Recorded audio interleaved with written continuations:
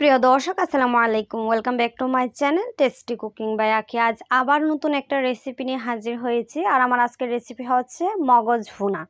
কিভাবে গরু বা হাঁসের মগজ সহজেই ভুনা করতে পারবেন এবং পরিষ্কার করতে পারবেন, সেই পদ্ধতি বা সেই রেসিপি কিন্তু আজকে শেয়ার করব।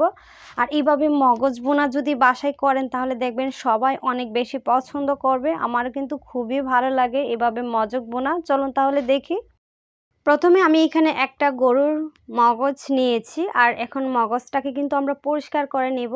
আর আমি এখানে কিন্তু ঠান্ডা পানি দিয়ে মগজটাকে ভিজিয়ে রেখেছি, প্রায় 20 মিনিটের মতো ভিজিয়ে রেখেছি। ভিজিয়ে রাখলে কি হয়, উপরের যে আবরণটা আছে খুবই নরম হয়ে যায় এবং খুবই আলতো হাতে টেনে টেনে এটা উঠিয়ে নেওয়া যায়। দেখেন আমি কিন্তু খুবই আলতো হাতে এটা উঠিয়ে নিচ্ছি। আর এভাবে কিন্তু উপরের যে আবরণটা থাকে ওইটা কিন্তু ফেলে দিতে হবে। ওইটা ফেলে দিলে দেখবেন সবটা খুবই সুন্দরভাবে পরিষ্কার হয়ে যায় বা পরিষ্কার দেখায় বা সুন্দর লাগে। আর এটা কিন্তু পরিষ্কার করেই রান্না করতে হয়। এই যে দেখেন আমি কিন্তু দুইটারই ভালোভাবে উপরের চামড়াটা ফেলে দিচ্ছি বা উপরের যে আবরণটা আছে ওইটা ফেলে দিচ্ছি। দেখেন আমার মগজ কিন্তু পরিষ্কার হয়ে গিয়েছে। এখন আমি পানিটা ফেলে ভালোভাবে ধুয়ে তারপর পানিটাকে ঝরিয়ে নেব।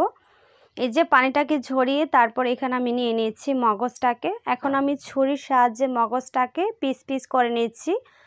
আসলে মগজের সাইজ বা মগজ যে যেরকম রাখতে পছন্দ করেন ঠিক ওই রকম সাইজের কেটে নেবেন। এটা ছোটো করে কাটা যায় আবার বড় করে কাটা যায়। আমি কিন্তু ছোট ছোট করেই কেটে নিচ্ছি।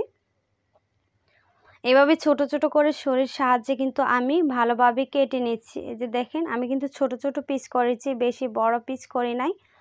এখন আমি এটাকে সাইডে রেখে দিব। রেখে দিয়ে আমি চুলায় একটা কড়াই বসিয়ে দিয়েছি। আর এখানে আমি দিয়ে দিচ্ছি তেল।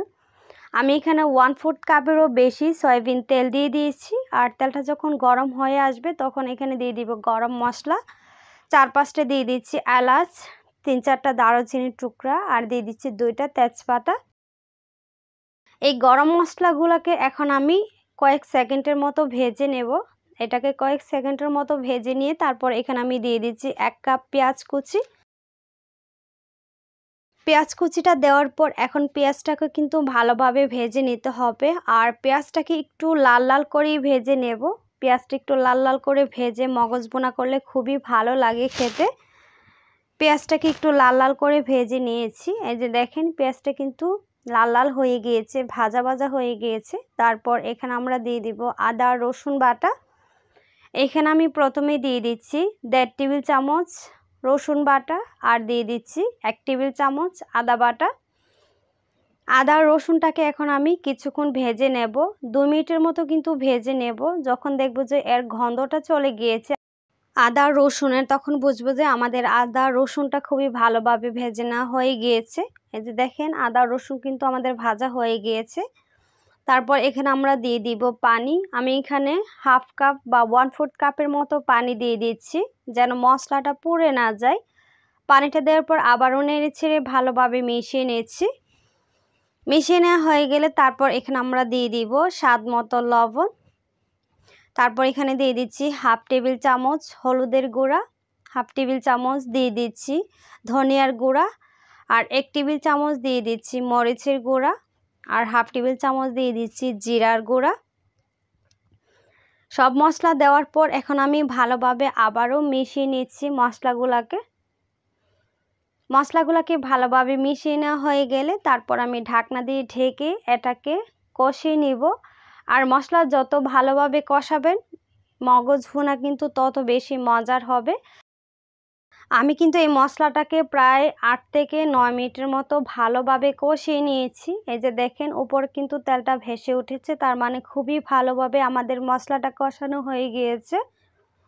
তারপর নেড়েচেড়ে ভালোভাবে মিশিয়ে নিয়ে দেন এখন দিয়ে দিব যে মগজটাকে আমরা রেখেছিলাম পানিটাকে ঝরিয়ে, তারপর এটাকে দিয়ে আবারও আমি ভালোভাবে মিশিয়ে নিব। আর মগজটা দেওয়ার পরে কিন্তু আলতো হাতে নেড়ে দিতে হবে, না হলে কিন্তু মগজগুলো একেবারে ভেঙে যাবে। এইভাবেই নেড়ে ছেড়ে ভালোভাবে মিশিয়ে নেওয়া হয়ে গেলে তারপর আমি এখন ঢাকনা দিয়ে ঢেকে এটাকে কষিয়ে নিব। মগজটা দেওয়ার পরে কিন্তু 2 থেকে 3 মিনিটের মতো মগজটাকে ভালোভাবে কষিয়ে নিতে হবে। এই যে দেখেন ঢাকনাটাকে উঠিয়ে নিচ্ছি আর মগজটা কিন্তু কষানো হয়ে গিয়েছে, মগজ থেকে কিন্তু অনেকটা পানি বের হয়েছে। তারপর আবারও নেড়ে ছেড়ে ভালোভাবে মিশিয়ে নিয়েছি আর এখানে আমি দিয়ে দিচ্ছি পানি। আমি এখানে 1/3 কাপ পানি দিয়েছি। মগজ যেহেতু অল্পতেই সিদ্ধ হয়ে যায় তাই এখানে কিন্তু বেশি পানি দেওয়ার প্রয়োজন নেই, অল্প পানি দিয়ে কিন্তু মগজ রান্না হয়ে যাবে। নেড়ে ছেড়ে ভালোভাবে মিশিয়ে নিয়েছি। তারপর এখানে আমরা দিয়ে দিব কাঁচামরিচ। আমি এখানে 7 থেকে 8টার মতো কাঁচামরিচ দিয়ে দিচ্ছি আর এখানে হাফ চা চামচ দিয়ে দিচ্ছি গরম মশলা। গরম মশলার কাঁচামরিচটা দেওয়ার পর আবারও নেড়ে ছেড়ে ভালোভাবে মিশিয়ে নিচ্ছি। মিশিয়ে নেওয়া হয়ে গেলে তারপর এখানে আমরা ঢাকনা দিয়ে ঢেকে এটাকে রান্না করব 8 থেকে 10 মিনিটের মতো। আর একেবারে কিন্তু হাই হিটে রান্না করা যাবে না, তাহলে কিন্তু নিচ দিয়ে লেগে যাবে। 8 থেকে 10 মিনিট পর ঢাকনাটাকে উঠিয়ে তারপর নেড়ে ছেড়ে দিচ্ছি। আর মাঝে মধ্যে কিন্তু ঢাকনাটাকে উঠিয়ে নেড়ে ছেড়ে দিবেন, না হলে কিন্তু নিচ দিয়ে লেগে যাবে। দেখেন আমাদের মগজ ভুনা কিন্তু প্রায় শেষের দিকে। এখন নেড়ে ছেড়ে ভালোভাবে মিশিয়ে আরও 2 মিনিটের মতো রান্না করব। 2 মিনিট পর আবারও আমি নেড়ে ছেড়ে দিচ্ছি। দেখেন আমাদের মগজ ভুনা কিন্তু হয়ে গিয়েছে। এখন কিন্তু আমি নেড়ে ছেড়ে তারপর চুলাটা অফ করে দিব। দেখলেন তো খুবই সহজে কিভাবে মগজ ভুনা করবেন, আর এই মগজ ভুনাটা খেতে ছিল অত্যন্ত মজার। এখন চুলা থেকে আমি সার্ভ করে দেখাচ্ছি। দেখেন কত সুন্দর কালার হয়েছে আর খেতে কিন্তু দারুণ ছিল। আশা করছি আজকের এই রেসিপিটা আপনাদের কাছে খুবই ভালো লেগেছে। ভিডিও যদি ভালো লাগে তাহলে ফ্রেন্ডস অ্যান্ড ফ্যামিলির সাথেও কিন্তু শেয়ার করতে পারবেন। আর এরকম নিত্য নতুন ভিডিও পেতে আমার চ্যানেলটাকে অবশ্যই সাবস্ক্রাইব করে রাখবেন। সবাই ভালো থাকবেন, সুস্থ থাকবেন। আল্লাহ হাফেজ।